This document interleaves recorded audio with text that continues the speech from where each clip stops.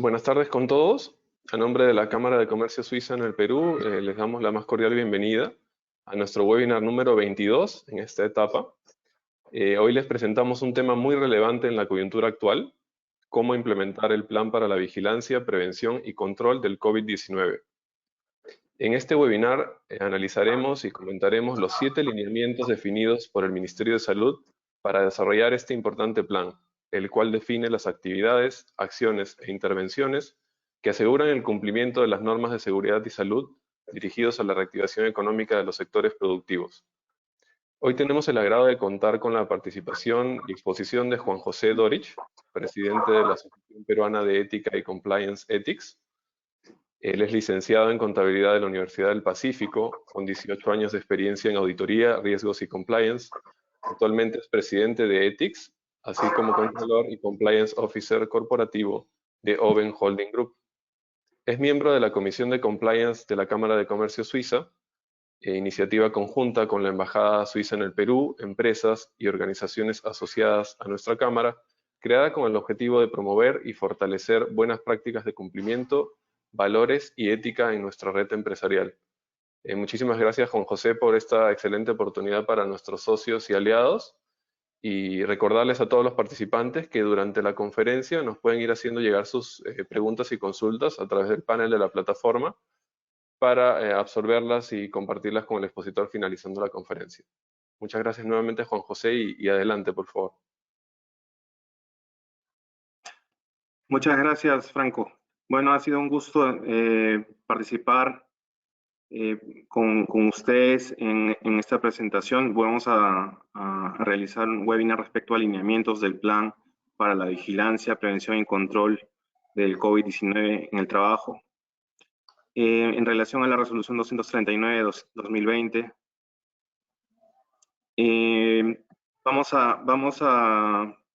permítame, vamos a empezar la agenda a través de la definición de qué es lo que hacemos en la Asociación Peruana de Ética y Compliance. Vamos a hablar luego de antecedentes acerca de esta norma. Vamos a definir el alcance del plan, cuál es su estructura, cuáles son los lineamientos principales que se están planteando por parte del Ministerio de Salud, y a continuación vamos a definir consideraciones adicionales y un par de lineamientos que han sido emitidos en una resolución que ha modificado recientemente la norma.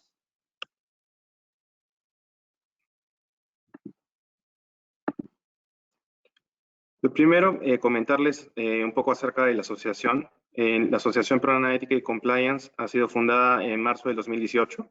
Es una asociación sin fines de lucro, en la cual forman parte compliance officers y también algunas compañías del Perú.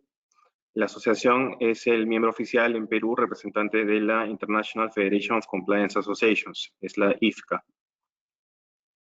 En el mundo tenemos muchas asociaciones ligadas a ética y compliance. De hecho, nuestra asociación es una de las asociaciones internacionales que están integradas. Por ejemplo, tenemos la Asociación Española de Compliance, la Argentina, la de Colombia, la de Irlanda.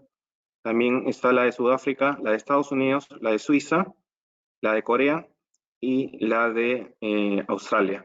Entonces, estas asociaciones trabajan en diferentes frentes en temas de ética y compliance, y uno de los frentes justamente tiene que ver con temas de seguridad y salud.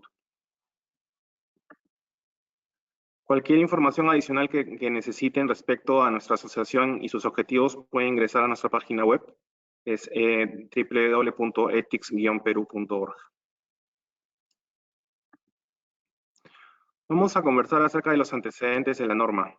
Tenemos la norma 28, la norma 239-2020 del Ministerio de Salud, que fue aprobada el 28 de abril de 2020. Esta norma, resolución ministerial, establece varios requerimientos para que las empresas cumplan con lineamientos de seguridad y salud para la vigilancia, prevención y control del COVID en el trabajo. Es importante mencionar que esta norma ha sido modificada recientemente. El día 7 de mayo se emitió la resolución ministerial 265 del 2020, que ha realizado algunos cambios menores sobre los lineamientos y requerimientos, principalmente agregando 2 lineamientos que vamos a exponer en la presentación de hoy. Conversemos ahora entonces sobre el plan. Para que las empresas inicien sus labores nuevamente, tienen la obligación de implementar un plan para la vigilancia, prevención y control del COVID en el trabajo. Entonces, este plan tiene que incluir tanto las actividades, acciones e intervenciones que aseguran el cumplimiento de los lineamientos. Ahora vamos a ver la estructura del plan, pero en general el plan tiene que incluir el número de trabajadores, se entiende también la clasificación del riesgo de exposición al COVID del personal y algunas características sobre cómo es que se va a realizar la vigilancia, la prevención y el control por el riesgo de la exposición. Entonces, uno de los cambios importantes sobre esta norma reciente es que el plan debe ser aprobado por un comité de seguridad y salud o por un responsable de seguridad y salud en el trabajo en función al tamaño de la empresa. Este plan tiene que estar registrado en un sistema, que el sistema se le llama SICOVID. El sistema SICOVID-19 es un sistema que recién está disponible para el ingreso de los planes. Es un sistema que ha diseñado el Ministerio de Salud para que se puedan remitir los planes. Este plan va a ser accedido finalmente por oficinas como SUSalud, SUNAFIL, entre otras entidades, para que realicen acciones de su competencia. De hecho, este plan es un instrumento de verificación, es decir, que se puede revisar en cualquier momento. En el caso de las compañías mineras, por ejemplo, hay algunos pasos diferentes antes de remitir el plan al Ministerio de Salud. Y es que el Ministerio de Energía y Minas primero ha solicitado que las compañías mineras remitan a ellos el plan para que sea revisado y después de ello sí se presenta finalmente al Ministerio de Salud. Entonces ahora hablemos un poco de la estructura del plan. La estructura del plan tiene 11 secciones. Y lo primero que debemos entender es que hay unas secciones que tienen que ver con los datos de la empresa o la entidad pública. En este caso se refiere a la razón social, al RUC y a los datos generales de la empresa. Tenemos también los datos de los lugares de trabajo y eso tiene que ver con, por ejemplo, la ubicación de las oficinas. Si es que ustedes tienen diferentes sedes, por ejemplo, oficina principal y almacenes, tienen que detallarlo en esta sección de los datos del lugar de trabajo. En la sección de datos del Servicio de Seguridad y Salud de los Trabajadores se incluye la lista de la nómina de profesionales que integra el servicio, es decir, los profesionales de salud que pueden ser médicos y enfermeras que están prestando el servicio internamente. Y también referencias sobre aquellos profesionales que realizan los servicios pero tercerizados. En las secciones de introducción y de objetivos se determinan las estrategias de cómo se van a afrontar los temas relacionados a la enfermedad del COVID. Y de ahí tenemos una nómina de trabajadores por riesgo de exposición a COVID, que en este caso hay que clasificarla en función a los tipos de enfermedad que padecen los empleados de la compañía, que pueden ser pues exposiciones por ser diabéticos, hipertensos, por tener comorbilidades relacionadas al sobrepeso o la obesidad.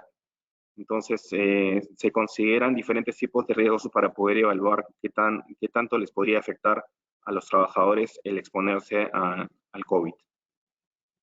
Entonces, estas 6 primeras secciones integran la primera parte. En la sección 7 es la primera sección en donde se habla ya de procedimientos. Justamente esta sección de procedimientos está alineada con los 7 lineamientos que emitió el Ministerio de Salud respecto al control y vigilancia que se tiene que efectuar para prevenir el COVID. Entonces, en esta sección 7 se deben describir 7 procedimientos.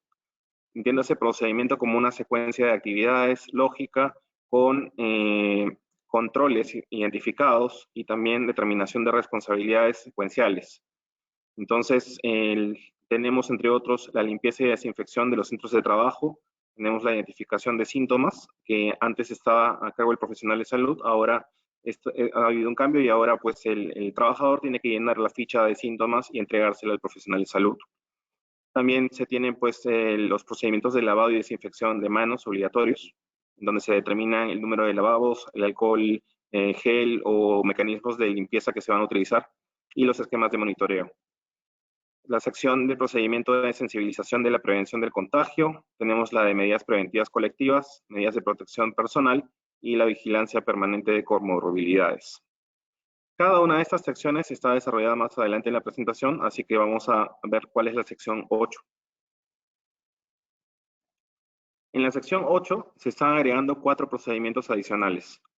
Tenemos el proceso para regresar al trabajo, el proceso para reincorporarnos al trabajo, la revisión y reforzamiento a trabajadores en procedimientos de trabajo con riesgo crítico en puestos de trabajo, y también tenemos el proceso para el regreso o reincorporación al trabajo con factores de riesgo para COVID.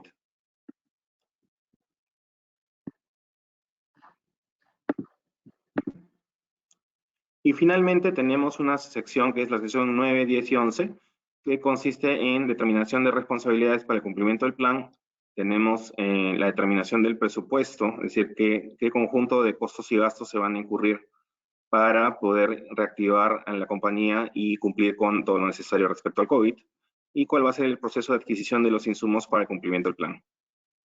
Finalmente, se solicita que el Comité de Seguridad y Salud en el Trabajo o el responsable de Seguridad y Salud en el Trabajo esté firmando el acta de aprobación del plan. Esa es la estructura del plan y el resumen, entonces, consta en esto, ¿no? Las secciones principales son los datos generales de la empresa, que los van a encontrar en la sección 1 y 2. Tenemos información del personal.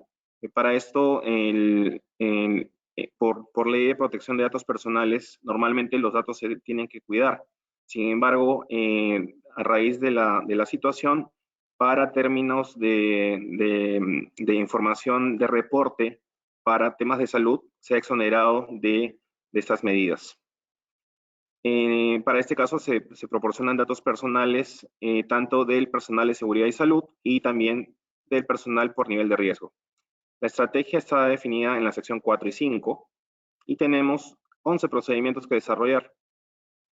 Tenemos la sección de responsabilidades, que es la sección 9, la sección del presupuesto y la sección de evidencia de aprobación, que viene a ser la sección 11. Esto es una tabla que hemos desarrollado respecto a quiénes deben participar dentro de la definición de cada tema. Respecto a los datos generales de la empresa, pues puede hacerlo el representante legal o el responsable de seguridad y salud ocupacional. Los datos del personal respecto al servicio de seguridad y salud y también los datos del personal por el nivel de riesgo, normalmente las áreas de gestión humana y las áreas de seguridad y salud poseen fichas de personal con información respecto a enfermedades ocupacionales y también a toda la lista de comorbilidades que pueden tener el personal, y esto antes de ingresar al trabajo. Sin embargo, estas fichas deben ser actualizadas en el corto plazo, ¿no? La situación de un trabajador puede haber cambiado a lo largo de su permanencia en la empresa. Los datos de la estrategia pues, pueden ser determinados por la gerencia general o quien ellos designen. Y aquí viene una sección importante que tiene que ver con procedimientos.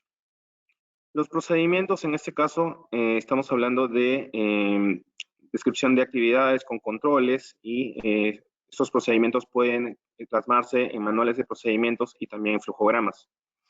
Las áreas de organización y métodos, en coordinación con las de seguridad y salud ocupacional, pueden desarrollar esos procedimientos, pero también pueden ser apoyados por empresas especializadas que desarrollen este tipo de procedimientos.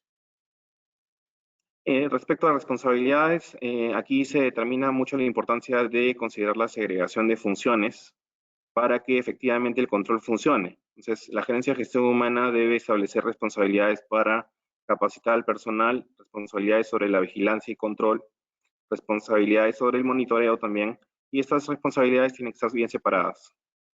El presupuesto involucra la definición de costos y gastos, y la gerencia financiera es la más involucrada en la evaluación de cuál va a ser el impacto para la empresa en términos económicos. Y finalmente, pues, el Comité de Seguridad y Salud Ocupacional es quien va a participar en la definición de la aprobación del plan de vigilancia y control. Ahora sí, recordemos que tenemos dentro de los lineamientos principales, habíamos dicho que hay 11 procedimientos. Estos 11 procedimientos tienen 7 procedimientos que están alineados a los lineamientos principales. Mencionemos cuáles son esos lineamientos. Tenemos la limpieza y desinfección de los centros de trabajo. Tenemos la evaluación de la condición de salud del trabajador, previo a que regrese o se reincorpore. Tenemos el lavado y desinfección de manos obligatoria. La sensibilización de la prevención del contagio en el centro de trabajo. Tenemos también medidas preventivas de aplicación colectiva, medidas de protección personal y finalmente vigilancia de la salud del trabajador en un contexto de COVID. Respecto a limpieza y desinfección, pues los ambientes tienen que estar desinfectados y la periodicidad se ha estimado como diaria. Entonces se debe requerir acá también medidas de protección y capacitación al personal que está realizando la limpieza. Respecto a la evaluación de la condición de salud del trabajador previo al regreso o su reincorporación al centro de trabajo, lo primero que debemos hacer es identificar el riesgo de exposición a COVID de cada trabajador. El nivel de riesgo va a estar en función a su exposición a terceras partes, también a la situación que tiene respecto a comorbilidades y por ejemplo, a temas de peso, ¿no? Por ejemplo, la persona puede ser diabética, puede ser hipertensa, puede ser mayor a 60 años, y en todos los casos hay condiciones que pueden agravar o pueden exponer al trabajador a un empeoramiento o a un contagio también por el tipo de trabajo que realiza. Entonces, hay una evaluación preliminar que se debe realizar. La ficha de síntomas que debe llenar el trabajador es uno de los cambios principales que se han registrado recientemente. Anteriormente, el profesional de salud tenía como obligación rellenar la ficha de sintomatología. Ahora, el empleado es quien tiene que llenar la ficha y entregársela al profesional de salud. El control de temperatura que se debe realizar al ingreso. Más adelante la norma también establece que se hace en diferentes etapas. Puede realizarse al ingreso y también a la salida. De hecho, es importante tomar esas medidas. El registro de esas medidas ya no va a ser responsabilidad del profesional de salud, sino solamente la medición del control de temperatura. La aplicación de pruebas serológicas o moleculares de COVID se debe aplicar a todos los trabajadores que regresan a las oficinas, y esto es con riesgo mediano hasta muy alto. Y estas pruebas son a costo del empleador. También se requiere que un profesional de salud evalúe si el empleado puede regresar a la oficina. Y esto implica que realice una visita y que haga una evaluación de si el empleado está con las condiciones necesarias para poder retornar. En caso sean casos sospechosos, se van a tener que llenar fichas, aplicar pruebas, identificar contactos en los domicilios y adicionalmente reportar a las autoridades de salud y realizar posteriores seguimientos a distancia. Como les mencionaba, recientemente la ficha de sintomatología es la que se ha modificado. Esta ficha ya no va a ser preparada por el profesional de salud, sino que va a ser entregada al empleado por parte del empleador. El empleado la llena y entonces se le devuelve la ficha al profesional de salud. Respecto al lavado y desinfección de manos obligatorio, tenemos pues que el empleador debe asegurarse de la cantidad de ubicación de puntos de lavado de manos con agua potable. Tiene que haber jabón líquido, desinfectante, papel toalla o alcohol gel para los trabajadores. Esos son implementos necesarios de limpieza. Y se deben ubicar en los puntos de ingreso, puntos de lavado para antes de ingresar al centro de trabajo. Ahora, respecto a mecanismos que eviten el contacto, pues lo que se sugiere en este caso es que se trabaje un protocolo para evitar el contacto con grifos de agua o manijas. Respecto a la sensibilización de la prevención del contagio, esto tiene que ver mucho con capacitación y es básicamente exponer información sobre el coronavirus y medios de protección laboral en las actividades de capacitación. Entonces, adicionalmente se va a exponer la importancia del lavado de manos, que no se tosa o estornude, se tenga que cubrir la boca uno con el flexo del codo, que no se toque en el rostro. Y adicionalmente, pues que se va a exponer cómo es el uso de las mascarillas y finalmente cómo son los protectores diferentes que se tienen, ¿no? Actualmente hay protectores N95 y FFP2 que tienen particularidades diferentes y actualmente son de uso de profesionales de salud.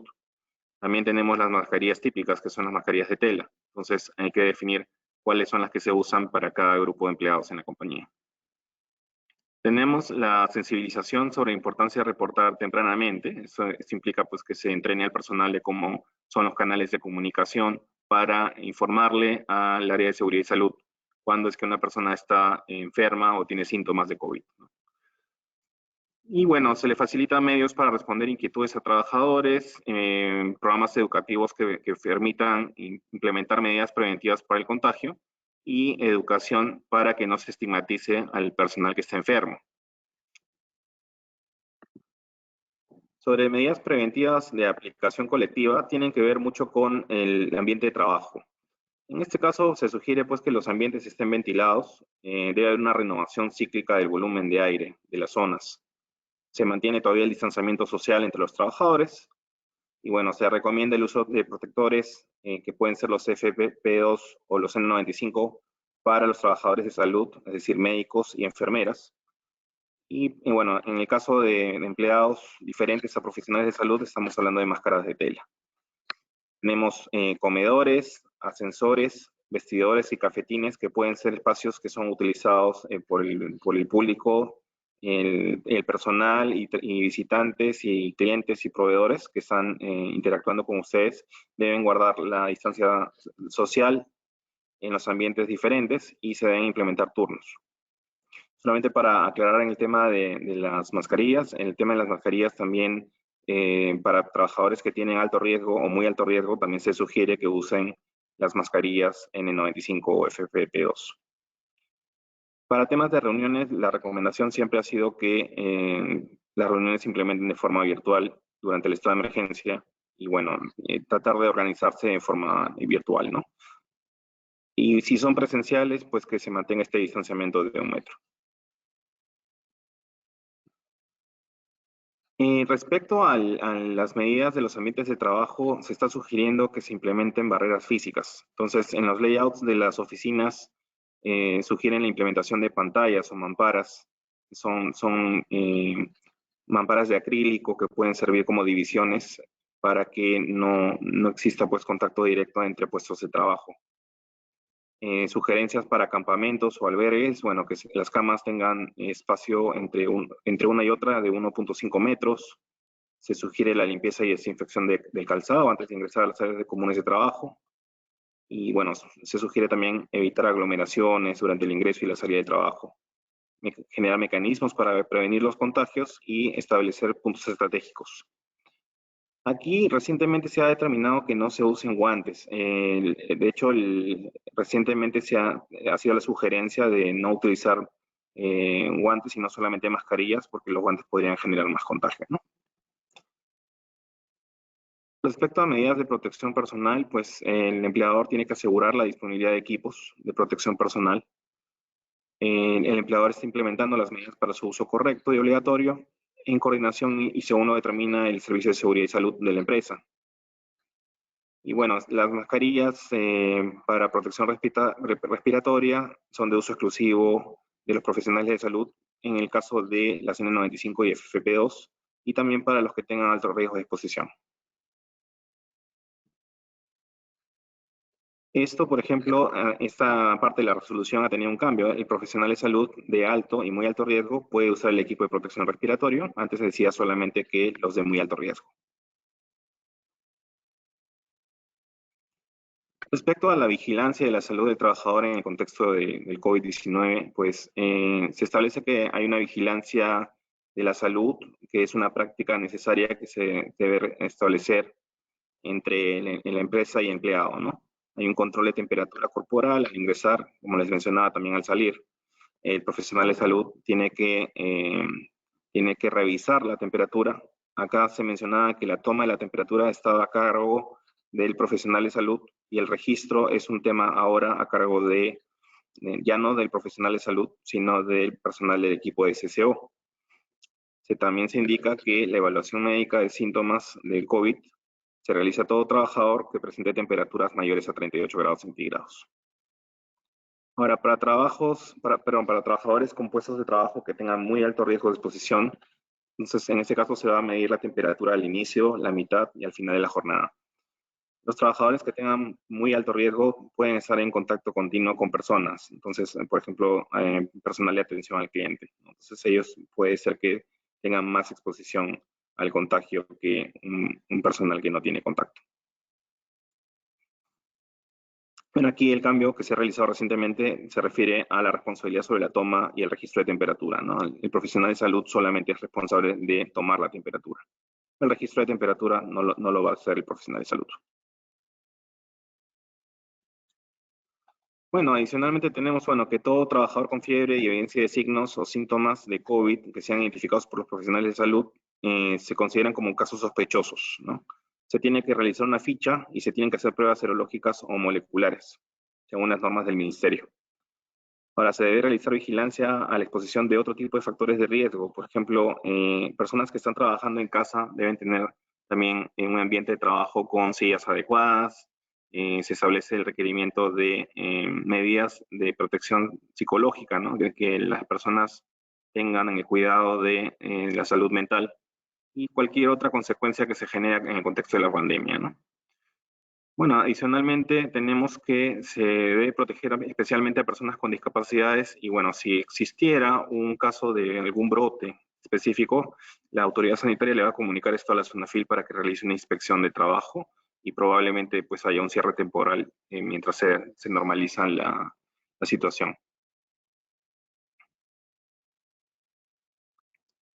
Como consideraciones adicionales, bueno, tiene que ver mucho con la vigilancia de la salud del trabajador, ¿no? Para los trabajadores que regresan al trabajo y estuvieron en cuarentena y no tuvieron ni presentan síntomas del COVID, ni tampoco han sido casos sospechosos o positivos y no pertenecen a un centro de trabajo que no ha continuado funciones, bueno, tienen que presentar el plan primero y tienen que seguir los 7 lineamientos. En el único caso que se ha hecho excepción para que la empresa pueda adecuarse en el camino es el primer grupo que ha estado funcionando con actividades esenciales. En este caso, esas empresas están adecuándose en el camino porque tienen que seguir operando. Pero en el caso de las empresas que están en el grupo 1 y los siguientes tienen que adecuarse presentando el plan de vigilancia y obviamente seguir los lineamientos que estableció el gobierno. Ahora, para trabajadores que se reincorporan al trabajo en donde se cuenta con una alta epidemiológica, es decir, una persona que sí se ha contagiado de COVID, se reincorporan luego de 14 días de haber iniciado el aislamiento domiciliario en casos leves. Ahora, son 14 días después del alta clínica en casos de moderados o severos, ¿ya? Y esto podría variar, ¿no? Entonces, aquí sí se necesita la intervención de un profesional de salud para que determine el estado exacto del trabajador que pretende regresar a trabajar a una oficina. Entonces, si su situación es leve o es moderada o severa, eso va a depender de la evaluación que realice el profesional de salud y de las pruebas que haya efectuado. Y no estamos hablando solamente de una prueba, sino que es parte de un seguimiento periódico en el tiempo que se reporta la enfermedad hasta que los síntomas desaparecen. Ahora, respecto al profesional de la salud, del Servicio de Seguridad y Salud en el trabajo, bueno, debe contar con los datos de los trabajadores con estas características, ¿no? Con el fin de realizar el seguimiento clínico. Y aquí, bueno, hay una modificación que se ha hecho recientemente en la norma a través de la resolución 265, que se aumentó el factor de obesidad. Antes decía IMC de 30 a más, ahora se ha colocado IMC de 40 a más, es decir, personas con obesidad mórbida, nivel 2. Personas con enfermedades como el asma, enfermedades pulmonares crónicas, también hay un cambio importante en la definición de la enfermedad. Y bueno, se menciona que esas personas deben mantener cuarentena domiciliaria según lo que establezca la normativa. Y en este caso se menciona a través del Decreto Supremo 008-2020, que es hasta que termine la emergencia sanitaria. Entonces, hay una sola excepción que se ha configurado, que es cuando el propio empleado hace una declaración jurada pues solicita su excepción, ¿no? Y el profesional de salud, pues con previa evaluación lo puede aprobar. Ahora, el profesional de salud del Servicio de Seguridad y Salud en el trabajo determina el seguimiento clínico y finalmente, pues, se tienen que producir informes clínicos que deben valorarse por parte del médico ocupacional para determinar si una persona se puede reincorporar o regresar al trabajo. Hay dos nuevos lineamientos que se han incorporado en las normas. Primero tiene que ver con establecer una obligación de seguimiento de contactos de los trabajadores con COVID-19 por el personal de la salud del Servicio de Seguridad y Salud en el trabajo. Tienen que mantener un contacto constante con comunidad informante o reportante, con oficinas del Ministerio de Salud como son la DIGRIS, DISA, DIRESA o JERESA. Asimismo, se establece la obligación que el primer día de seguimiento se realice a través de una visita domiciliaria y los días siguientes, hasta completar los 14 días, se van a poder realizar llamadas telefónicas de seguimiento. Ese es un primer cambio. Ahora, asuntos a considerar, ¿no? No sé si recuerdan, pero en el año pasado, en diciembre del año 2019, se emitió un decreto de urgencia. Esto es un tema que ya no tiene que ver con el plan, sino que tiene que ver con un contexto que tienen que tomar en cuenta por la importancia de la responsabilidad que asumen las empresas y la gerencia. Y en 2019 se crea el decreto de urgencia 44-2019 que establecía unas medidas para fortalecer la protección de la salud y la vida de los trabajadores. Se emitió su reglamento recientemente en febrero de 2020. Esto ha sido justo en la época en que empezó el tema de la cuarentena. Ahora, este delito hablaba de un atentado contra las condiciones de seguridad y salud en el trabajo. Este delito se incorporó ya al Código Penal. Entonces, es importante mencionar que si es que una empresa no toma observancia respecto a la implementación adecuada de las medidas de seguridad y salud, y finalmente una persona se enferma, ya sea un empleado o un tercero, probablemente se puede generar una responsabilidad penal y también una responsabilidad civil. Y también hay responsabilidad para la gerencia.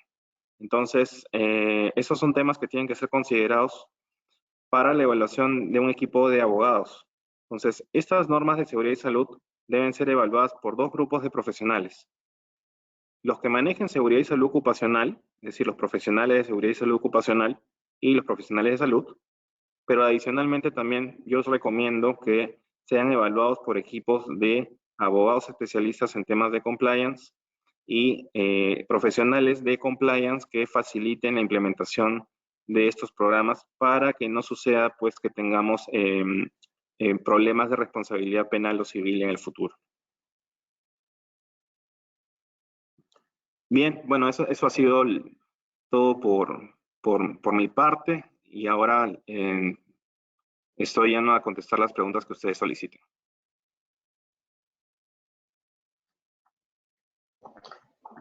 Muchas gracias, Juan José, por la presentación.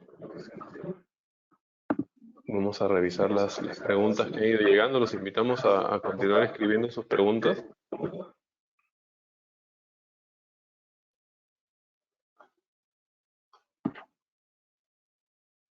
A ver, aquí nos preguntaron al inicio, Juan José, nos preguntan si el sistema de seguridad y salud en el trabajo debe estar integrado en el plan para reinicio de labores. El sistema de seguridad y salud existe ya desde el año 2012. De hecho, esas normas de seguridad y salud ocupacional se han ido modificando en el camino y efectivamente sí, tienen que estar implementadas. Entonces, hay compañías que no han implementado los sistemas de seguridad y salud y obviamente si no lo han implementado, no tienen comité de seguridad, no tienen matrices de riesgos y no tienen seguimiento periódico de las medidas de seguridad y salud básicas. Entonces, lo más probable es que estas compañías están en una situación informal. Entonces, sí, es importante que las empresas verifiquen que sus sistemas de seguridad y salud están funcionando. Ahora, las auditorías de seguridad y salud ocupacional se han suspendido hasta junio, pero las capacitaciones que se deben entregar ahora se han aprobado en vía virtual. Entonces, sí, hay medidas que se tienen que tomar. Hay compañías que tienen sistemas de gestión implementados, de Trinorma, por ejemplo, en donde la seguridad y salud era una de las normas de gestión que estaban cubriendo. Entonces, es una buena oportunidad para empresas que quieren abordar la implementación de sistemas de gestión en ISO, por ejemplo, que les puede ser muy útil alinear la parte normativa, la parte legal con la parte de gestión. Entonces, yo sí recomiendo que hagan una revisión de esos dos frentes. De hecho, el sistema de gestión es más completo Sin embargo, no podemos dejar de lado los requerimientos legales específicos que se han sugerido por la norma. Entonces, por eso mencionaba que hay dos grupos de profesionales, ¿no? El profesional de seguridad y salud ocupacional, que tiene bastante conocimiento de normas ISO, y adicionalmente el profesional de la ley, que en este caso es el abogado, ¿no? A ver, por aquí nos preguntan también, para empresas de riesgo bajo, ¿debemos o podemos contratar al especialista en salud ocupacional según RM 239? ¿Qué tipo de médico es? Aquí tenemos mucha confusión, nos indican. Bueno, la regulación que se ha emitido recientemente establece contrataciones de profesionales de salud con especialización en seguridad y salud. Ahora, los costos de seguridad y salud para empresas muy pequeñas pueden estar oscilando entre 8 y 10 mil soles. Entonces, es complicado para compañías muy pequeñas asumir presupuestos muy altos, ¿no? Ahora, pero empresas muy pequeñas pues van a tener que ir adecuándose gradualmente, ¿no? Entonces, si bien están los lineamientos propuestos, en temas de presupuesto van a haber varias que no van a tener el presupuesto necesario para implementar todos los mecanismos y van a tener que hacer lo mejor posible, ¿no? A ver, aquí nos preguntan sobre el sector construcción. Por la resolución 89-2020 vivienda, no queda claro si el plan también debe presentarse al Ministerio de Vivienda o si es otro al que debe registrarse al SICOBIT. No sé si hay alguna indicación al respecto en la norma. Siempre que hay normas sectoriales, en la norma sectorial se toma primero la aprobación del ministerio que está relacionado al sector. Por ejemplo, en construcción sería vivienda y luego el MINSA. En el caso de minería es el Ministerio de Energía y Minas y luego es el MINSA. Pero lo más importante es que se revise, o sea, siempre van a pasar por MINSA. O sea, la presentación por SICOBIT siempre se va a tener que hacer. Lo que pasa es que los sistemas de seguridad y salud ocupacional para los sectores, por ejemplo, de minería o construcción, son bastante más exigentes. Entonces, requieren mayor seguimiento, otro tipo de capacitación también diferente, ¿no? Entonces, requieren mucho más esfuerzo que en una empresa pequeña, ¿no? A ver, aquí nos preguntan con respecto al médico ocupacional, cuando indican que deberá contratarse a uno cuando los trabajadores sean de 101 a 500, ¿eso quiere decir que se considera toda la planilla o únicamente los trabajadores que regresen a su centro de labores? En realidad se considera a los que están regresando, porque los que están guardando la cuarentena no están en riesgo.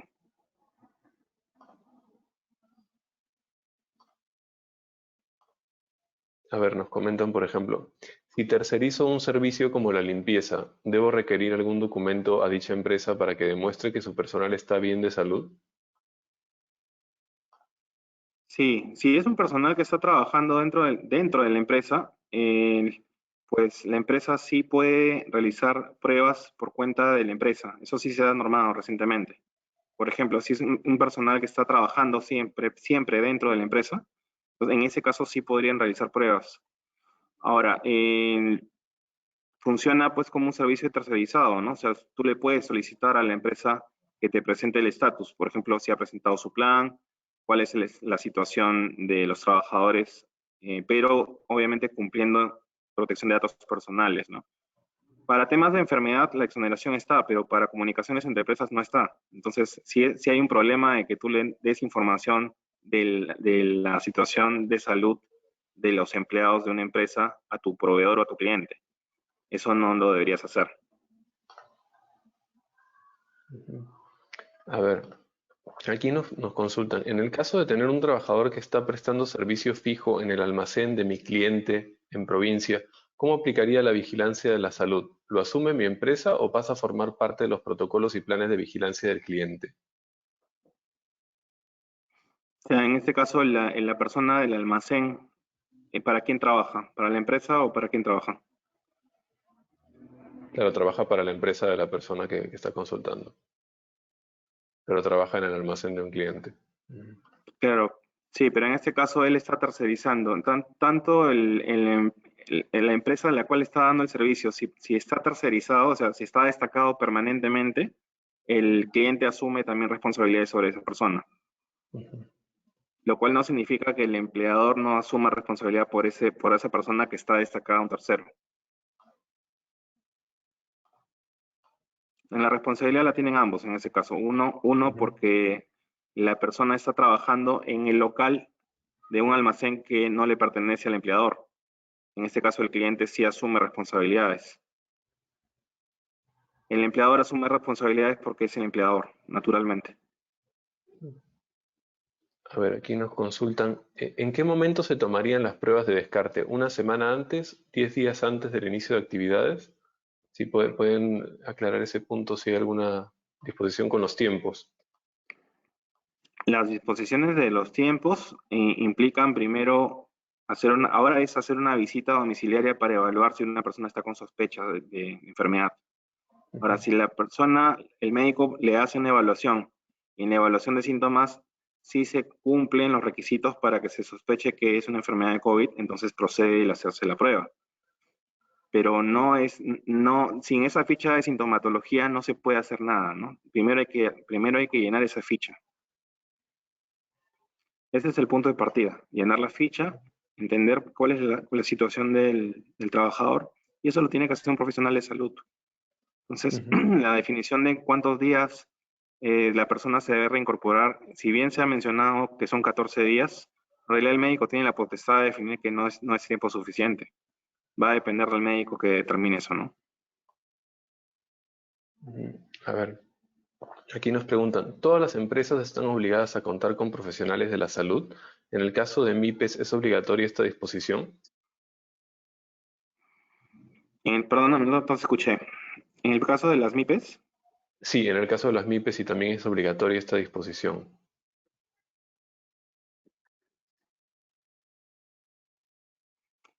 las empresas tienen diferentes grados de obligación, ¿no? En el caso, la responsabilidad básicamente es del empleador, pero hay una tabla de requerimientos que se ha presentado en el anexo 1 de la norma, que establece los tipos de requerimientos de empleados y también de personal de enfermería.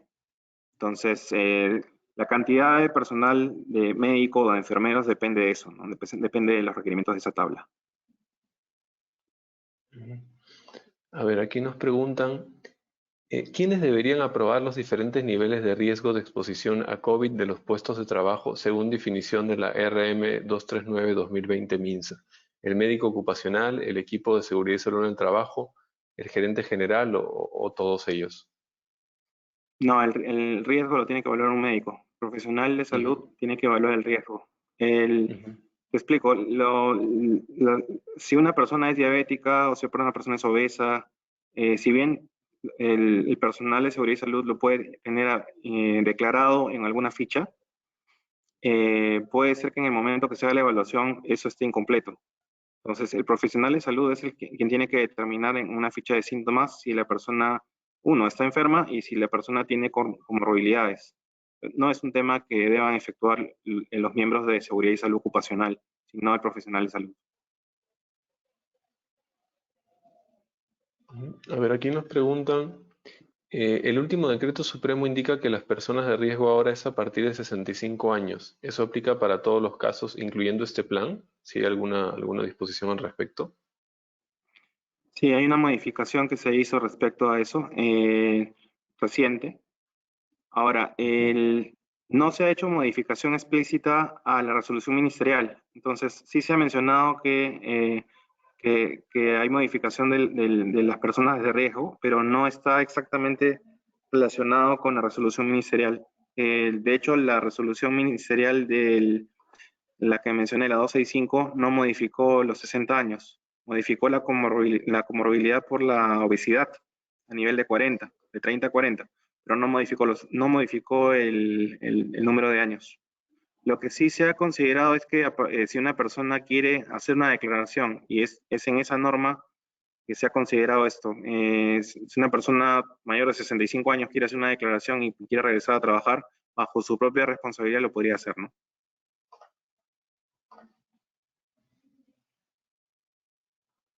A ver, nos preguntan, ¿la empresa empieza a trabajar en función a la fecha que el sector defina o según la aprobación del plan por si COVID-MINSA? No, hay 4 fases de reactivación. Las fases de reactivación ya están publicadas en una resolución diferente. Ahora, para todas las fases es obligatorio cumplir con la resolución 239. Entonces, si bien ahora estamos en una fase número 1, digamos, que es el primer grupo luego de las actividades esenciales, esas empresas también tienen la obligación de cumplir con las normas sanitarias. Entonces, ya en este momento el sistema Sicovid está activo, así que pueden ingresar al sistema y presentar sus planes. Solo que varias compañías están desarrollándolos en este momento. Entonces, lo más probable es que en una semana o dos empieces a ver empresas que ya han cumplido con esto, ¿no? Había mencionado que 2.000 empresas habían ya presentado, habían empezado a operar, pero 2.000 empresas es una cantidad muy baja. Recuerda que tenemos en el Perú 2.700.000 empresas, de las cuales 1.600.000 son personas naturales con negocio. Entonces, el problema grave va a ser si es que estas personas naturales con negocio van a estar habilitadas para poder cumplir con todos los requerimientos. A ver, nos consultan por aquí. Para empresas de 21 a 100 trabajadores indican que es necesario la presencia de una licenciada en enfermería. ¿Esta puede ser sustituida por el Comité de Seguridad y Salud? Preocupa la dificultad No. de conseguir personal de salud en este tipo hoy en día. No, como mencionaba, los requerimientos de enfermería y de médicos están definidos en el anexo 1, son obligatorios. Lo que sí pueden revisar en el anexo 1 es el volumen de horas que los pueden contratar. De hecho, eso sí es flexible. Entonces, hay un número de horas que se ha determinado para cada grupo, para cada tramo de tamaño de empresa. Entonces, en función a ese tamaño de horas, se va a necesitar que estas personas profesionales de salud estén disponibles para hacer trabajos. Ahora, no tienen que ser personal destacado todo el tiempo en la empresa. Pues, obviamente, pueden prestar sus servicios por turnos. No puede ser sustituido por el servicio de seguridad ocupacional porque necesitas profesionales de salud para efectuar las medidas de evaluación de sintomatología y también para realizar las pruebas. De hecho, no en todos los casos se van a hacer pruebas con laboratorios externos. Ahora se está facultando a las empresas para que compren sus pruebas y a través de profesionales de salud puedan efectuar las pruebas. Ahora, la dificultad de acceder a servicios de enfermería y de médicos, bueno, eso se va a resolver en la medida que los profesionales médicos pues tengamos pues un padrón de servicios diferentes que puedan estar a la mano, eh, tanto de parte del gobierno como por parte del sector privado, ¿no? De hecho, hay algo avanzado de esto ya, pero no se ha publicado todavía un padrón completo. Gracias. A ver, nos comentan por aquí, ¿cómo sería el caso de un trabajador que solo lo hace por horas? Es decir, no está en planilla, pero emite recibo por honorarios. ¿Esos trabajadores dónde estarían incluidos? Bueno, una persona que trabaja por recibos prácticamente se vuelve un proveedor de la empresa. Ujú. Entonces, esta persona presta servicios para la empresa. Entonces, esta persona no es un empleado de la empresa.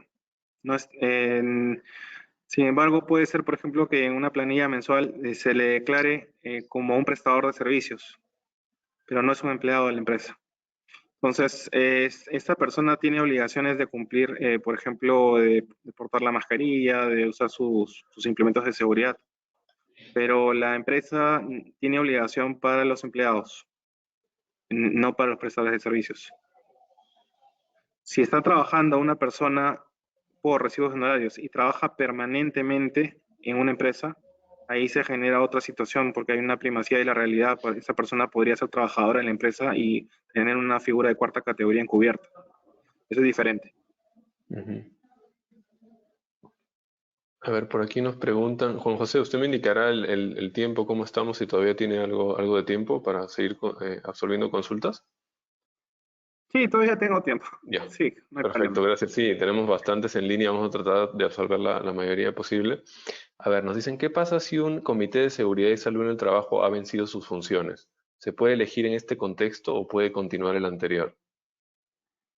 Entiendo que hay una norma que ha salido que amplía las funciones, es decir, que si se venció el plazo, pueden extender su vigencia. Ujú. Esto es muy reciente, ¿ah? No, les puedo confirmar por correo la resolución, pero me parece que se han extendido las vigencias. A ver, aquí nos preguntan si las soluciones de teleconsulta podrán suplir la contratación de médicos en sitio de las empresas. Esa es una buena pregunta. Mira, el Ujú. Colegio Médico del Perú tiene reglas claras respecto al acto médico. Yo no soy médico, pero bueno, tengo familiares médicos, mis padres son médicos, entonces conozco algo de eso. Pero te voy a hablar, al igual que cualquier oyente, soy simplemente o sea, no soy profesional de salud, pero sí conozco un poco del tema. El acto médico no se puede efectuar por teleconferencia. O sea, lo que sí puedes hacer es realizar una teleconferencia con otro profesional de salud. Es decir, por ejemplo, tienes un hospital en donde tienes un médico y tienes el médico especialista en la empresa. Entonces, sí puede ser que llamen por teléfono el médico de la empresa a un especialista, pero todavía no se han generado los permisos necesarios para hacer teleconsulta directamente. Es decir, que un paciente pueda contactarse con el médico. Solamente hay algunos escenarios que tienen que ver con atención previa, ¿no? Por ejemplo, si un paciente ya ha tenido contacto con un médico, ya le ha hecho la evaluación, ya le ha hecho una ficha, entonces en esos casos creo que sí es posible, pero la respuesta más válida te la tiene que dar un profesional de salud, ¿no? Yo te sugeriría que esa respuesta venga más del Colegio Médico del Perú, ¿no? Ujú. Correcto. A ver, nos preguntan, si soy una empresa que brinda servicios y o proyectos a empresas de diversos sectores económicos, ¿mi plan de vigilancia y prevención COVID debe contener o integrar todos los lineamientos de esos sectores o no necesariamente? Tienes que considerar el sector principal del cual participas.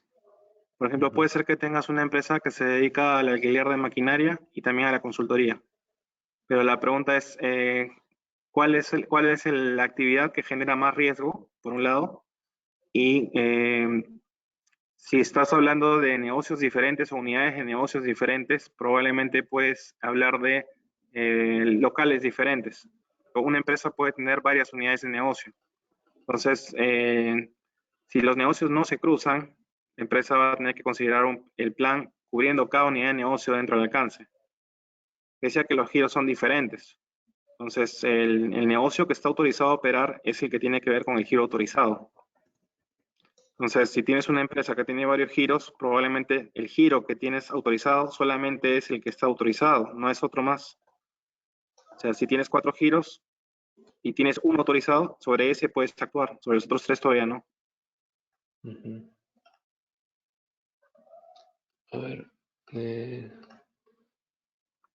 aquí nos preguntan, ¿cómo es el proceso de aprobación del plan? ¿Se puede reiniciar actividades solo después de haber recibido la aprobación del plan? Mm. Hay empresas que ya están en el grupo 1, perdón, en el grupo 0, que es el grupo de actividades esenciales. Esas empresas ya están operando. Esas empresas están con permiso para presentar el plan en el camino. Ujú. Tienes empresas del grupo 1, que son las que están adecuándose. Entonces, la pregunta es, ¿la empresa va a asumir riesgos si es que se pone a funcionar antes de haber efectuado el plan? Digamos que estaría haciendo la inobservancia de las normas de seguridad y salud y ahí se está exponiendo responsabilidad penal y civil. Entonces, ahí hay que tener cuidado, ¿no? A ver, aquí nos consultan. Para empresas de menos de 20 trabajadores sin actividad de riesgo, el profesional del Servicio de Seguridad y Salud en el Trabajo que se menciona en el plan de reanudación, ¿tiene que ser necesariamente un médico ocupacional puede ser el supervisor de seguridad y salud en el trabajo elegido por los trabajadores? Como te decía, los requerimientos de médicos y enfermeras están establecidos en el anexo 1 y el requerimiento ha sido modificado recientemente en la norma 265/2020. Entonces, los cambios que se han hecho han flexibilizado un poco los requerimientos del personal. Tendrían que revisar la norma 265/2020 del Ministerio de Salud. Ahí está la definición de cuáles son los requerimientos para menos de 21, ¿no? Ujú. A ver, aquí nos preguntan, en el caso de los administradores de edificios, ¿deben adoptar también estas medidas y realizar sus protocolos? Sí, totalmente, claro. Ujú. Los administradores de edificios tienen bastante responsabilidad respecto a temas civiles. Imagínate si es que una persona que viene a visitar se enferma, probablemente esa persona va a quejarse o va a hacer alguna denuncia, va a decir yo me contagié en el edificio. Entonces, ¿quién no efectuó las medidas de control y vigilancia? El administrador del edificio. Entonces, el administrador del edificio está asumiendo una responsabilidad muy fuerte respecto a medidas de prevención y protección. Pese a que, a que la junta de propietarios de cada edificio pues, esté responsable finalmente de las medidas, ha habido un contrato. Entonces, hay un contrato donde se le ha atribuido servicios de administración y dentro de esos servicios de administración está el control. Entonces, la disponibilidad de equipos de protección, la disponibilidad de mecanismos de vigilancia y limpieza forman parte de las acciones o alcances que un administrador de edificios tiene. Entonces, no veo que se puedan exonerar de responsabilidad en ese caso. Entonces, si pasara algo, lo que sí es importante mencionar es que hay edificios que pues no tienen sus juntas de propietarios formales. Entonces, al no tenerlas formales, no limitan mucho las responsabilidades. Entonces, un propietario puede estar asumiendo responsabilidad indebidamente ahí, ¿no? Entonces, es bueno también que formalicen las juntas de propietarios. Ujú. A ver, nos consultan. Muchas empresas formales cuentan con un sistema de seguridad y salud en el trabajo. Estas empresas podrían realizar todo el plan de vigilancia. Sin embargo, debido a lo novedoso del tema, ¿recomendaría usted que este plan fuera realizado por una empresa externa, en conjunto obviamente con el equipo? Y yo recomiendo que son 11 procedimientos que se tienen que desarrollar. En una empresa sencilla, es decir, una empresa pequeña, quizás el equipo interno pueda desarrollar los procedimientos y los presente y no pasa nada. Mientras más compleja sea la compañía, sea más grande, más personal, hay más riesgos, se requiere de dos frentes. Es personal que conozca de seguridad y salud, evaluación de riesgos, y por otro lado también el equipo legal, ¿no? Entonces, si, por ejemplo, un equipo legal le va a poder brindar opinión respecto a si su compañía tiene las políticas y procedimientos necesarios para prevenir que el día de mañana el gerente general sea denunciado por inobservancia de las leyes y finalmente se ve afectado no solamente el gerente, sino también la empresa. Imagínate que se muera una persona dentro del establecimiento de una empresa. Entonces, la empresa tiene responsabilidad. Ahora, hay un punto importante que es que no se ha formalizado todavía la enfermedad del trabajador. O sea, el coronavirus creo que no es enfermedad del trabajo todavía. Hay un proyecto de ley en el Congreso, creo que no lo han aprobado todavía. Entonces, pero sí es importante que se tenga en cuenta que cualquier denuncia o cualquier demanda, incluso por lado civil, podría afectar a la empresa porque se le está generando un perjuicio al empleado o al tercero que visita la empresa.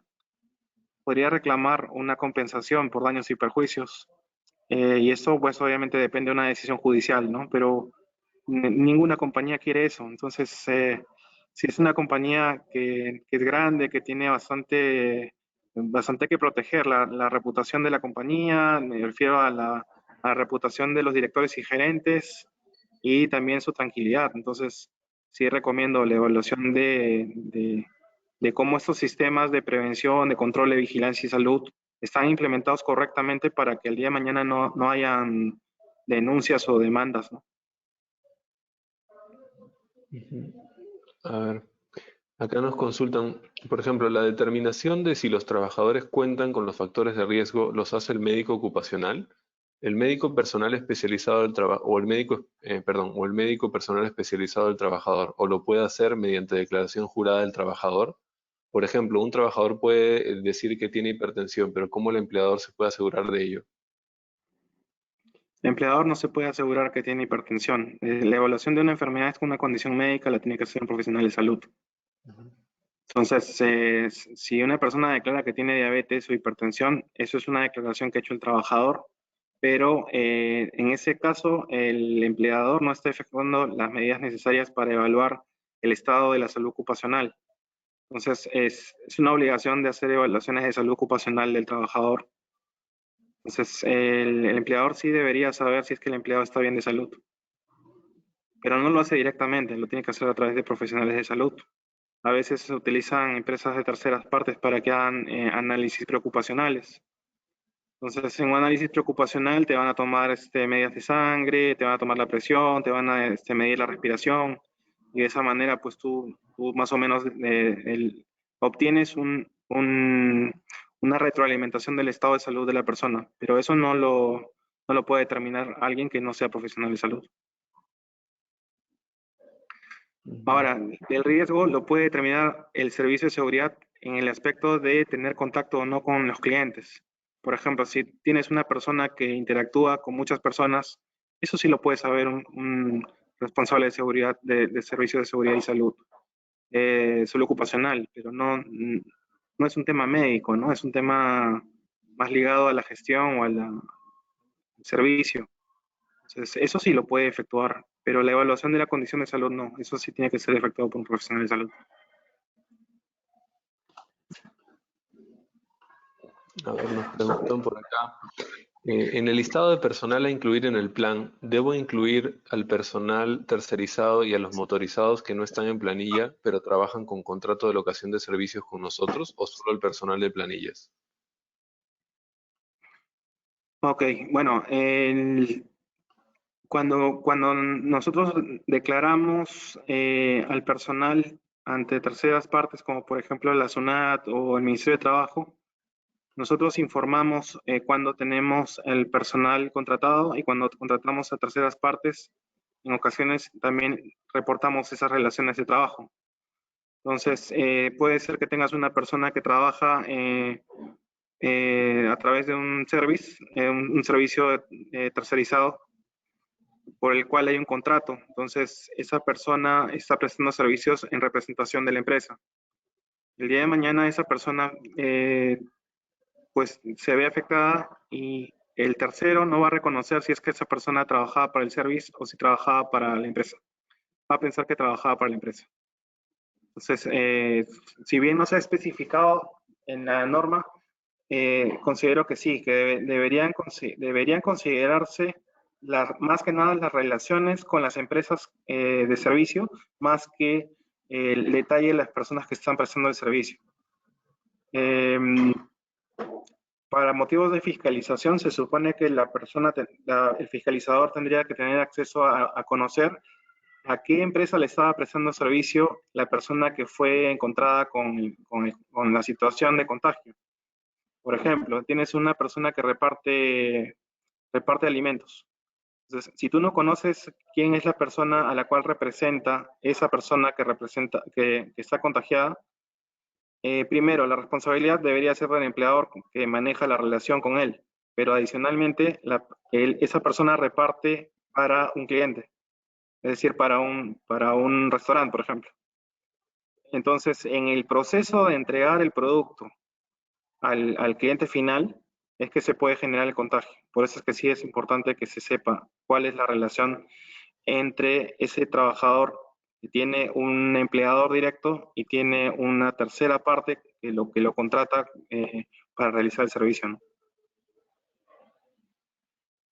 Ujú. Pero A ver, si vamos a ser concretos en la norma, hablan de trabajadores. Entonces, trabajador, tú lo tienes registrado en la planilla, entonces yo creo que debería ser eso, ¿no? ujú. A ver, aquí nos preguntan, nuestro rubro no está indicado en ninguna de las 4 fases de reactivación. Es diseño y arquitectura interior. ¿Quién establece en cuál fase encajamos? ¿Hay algún alcance que pudiera tener al respecto? Una buena pregunta. Hay muchas empresas que no están en ningún sector. Ujú. Pero hay algunos servicios, algunos sectores hay un sector que se menciona que se dice que es servicios profesionales para terceros. En servicios profesionales para terceros encajan muchos, ¿no? Arquitectos, abogados, ingenieros.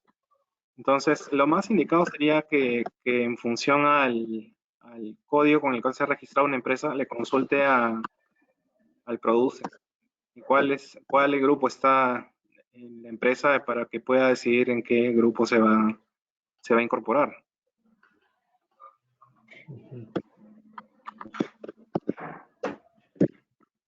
A ver, aquí nos preguntan, ¿considera que es viable que se deban usar las pruebas con alta frecuencia? Los costos en clínicas y laboratorios están bastante altos, ¿no? Entre 200 soles las rápidas, 400 soles las moleculares en promedio. ¿O existe otra posibilidad de que las empresas puedan trabajar? Bueno, hay varios proyectos que se están desarrollando en universidades para reducir los costos de pruebas de moleculares. Y adicionalmente, recientemente se ha modificado una norma que permite que las empresas puedan comprar directamente las pruebas. Es decir, las van a poder importar a costos muy bajos. Claro que eso implicaría que tengas un profesional de salud dentro de la empresa efectuando las pruebas. Actualmente tienes muy pocos laboratorios, poquísimos laboratorios que pueden efectuar pruebas. Entonces, así quisieras ir a realizar las pruebas moleculares o serológicas en un laboratorio, hay un cuello de botella ahí, ¿no? Y la disponibilidad de pruebas actualmente es bajísima. Entonces, en el corto plazo, lo que nos queda es demostrar que estamos trabajando en el plan y que hay una evaluación del costo, un presupuesto asignado para realizar estas compras. Pero lo vas a presentar al Ministerio de Salud y eso se va a poder fiscalizar más adelante. Pero digamos que es una declaración, lo vas a tener que cumplir. En el corto plazo, si no hay pruebas, bueno, vas a tener que trabajar con los lineamientos que puedas. Ujú. Si no, no vas a abrir nunca. A ver, aquí nos preguntan, me avisa Juan José si todavía tenemos unos minutos para algunas consultas más. Sí, yo creo que pueden ser unos 10 minutos más. Ya, perfecto, gracias. Vale. A ver, nos dicen, ¿qué sucede si los miembros del Comité de Seguridad y Salud Ocupacional se encuentran en suspensión perfecta? ¿Cómo pueden aprobar el plan? Ajá, ese es un buen punto. No, bueno, si tienes a todo el comité, tendrías que elegir un nuevo comité en todo caso, Mm.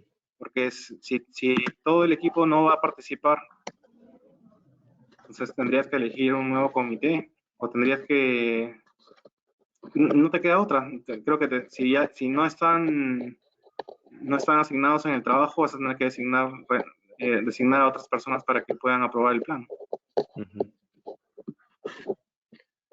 A ver, nos preguntan, ¿puede presentarse el plan antes de que el sector correspondiente emita la norma respectiva con sus protocolos?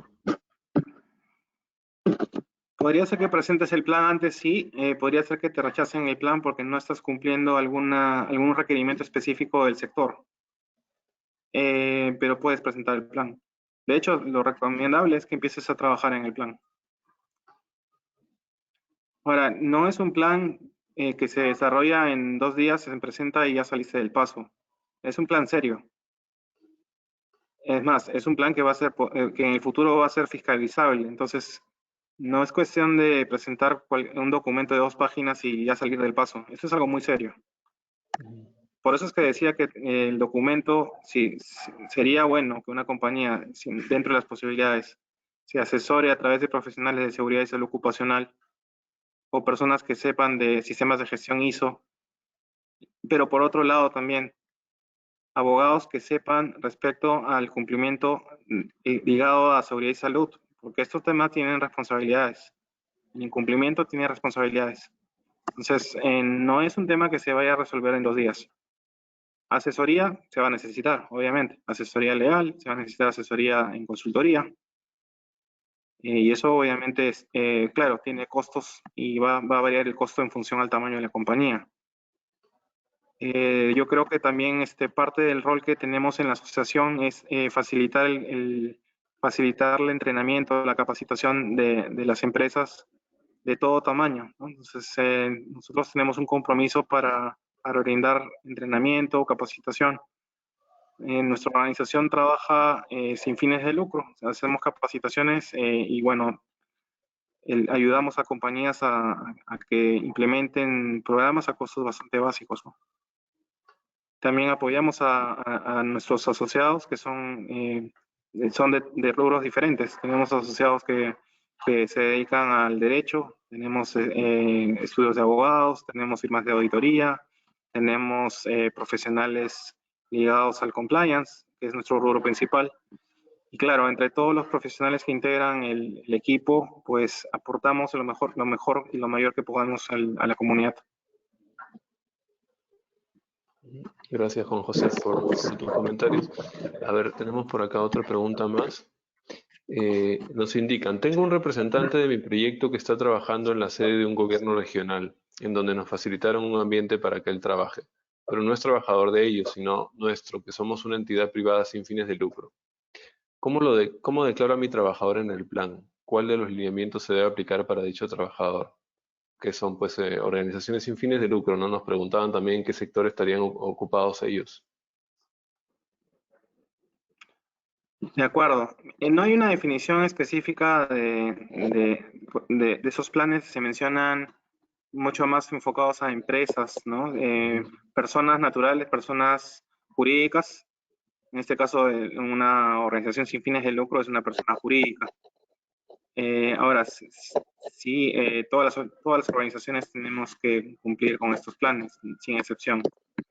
En este caso específico, mencionas que el trabajador está destacado en una oficina pública. La oficina pública hace sus esfuerzos para garantizar de que los empleados públicos tengan las medidas implementadas. Pero en este caso, la persona jurídica, en este caso la oficina de la organización sin fines de lucro, sí va a tener que preparar un plan, independientemente del sector de reactivación que tenga. El requerimiento general para cualquier sector es preparar el plan. Si presentan el plan y cumple las condiciones, no habría ninguna razón para que se les niegue el regreso a la operación. Sobre todo que el tipo de actividades puede ser que no genere riesgo, ¿no? Entonces, una organización sin fines de lucro que no realiza, por ejemplo, reuniones presenciales, sino más que nada todo lo realiza pues a través de actividades virtuales, estaría demostrando que su nivel de riesgo es tan bajo que no tiene ningún sentido aplazarla hasta un nivel del grupo 4, por ejemplo. Entonces, pero o sea, hay temas que ya vienen a facilitarse con asesoría y también con abogados. Por ejemplo, si se necesita regresar a operar, ya se desarrolla el plan, imagínense que la oficina les dice que no, pues habría alguna especie de barrera ya de parte del gobierno, pero no creo que eso sea el caso. Yo creo que en este caso las fases de reactivación han sido planteadas correctamente. Y claro, si es que hay una empresa que no se ubica en ninguna de ellas, lo que tiene que hacer es consultar en qué momento es más adecuado regresar, ¿no? La idea es que no se exponga a la comunidad a riesgos innecesarios, pero de ninguna manera pues podría regresar a operar sin haber desarrollado su plan. Así sea muy básico. Bueno, muchísimas gracias Juan José por el valioso tiempo, por esta excelente presentación. Muchos nos han hecho llegar por interno sus felicitaciones por la exposición. Bueno, ha habido muchas preguntas, les agradecemos a todos por la gran acogida, por todas sus consultas, hemos tratado de absorber la mayoría de ellas. Y nuevamente agradecerte, Juan José, por el valioso tiempo. No sé si quieres hacer algún comentario final solamente a manera de cierre, pero quizá tengamos que hacer una segunda edición de esta conferencia más adelante. Así que será un gusto poder organizar nuevamente un webinar más adelante contigo también. Sí, bueno, muchas gracias a quienes han participado el día de hoy en la sesión. De hecho, Yo trabajo con muchos compliance officers y con muchos directores y gerentes que están trabajando arduamente conmigo y bueno, con la comunidad para poder facilitar la reactivación de las empresas. Vamos a hacer todo lo necesario para que las empresas y las organizaciones, y bueno, me preocupa mucho lo que me comentaron respecto a las organizaciones sin fines de lucro. Entiendo su situación y voy a tratar de facilitar también ese camino para todos. A través de capacitaciones y a través pues, de notas, entrevistas o cualquier tipo de ayuda que puedan necesitar, estoy ahí a su disposición. Gracias. Perfecto. Muchísimas gracias, Juan José. Gracias nuevamente a todos por su participación. Pueden seguir nuestra página de Facebook como Cámara de Comercio Suiza en el Perú. Ahí van a encontrar la programación de nuestras conferencias. Y bueno, los invitamos a estar al tanto de nuestras novedades para estos espacios de intercambio que estamos ofreciendo en esta coyuntura actual. Nuevamente, gracias, Juan José, por el valioso tiempo y será hasta una próxima ocasión. Gracias a todos y que tengan muy buena tarde. Muchas gracias. Buenas tardes. Gracias. Gracias.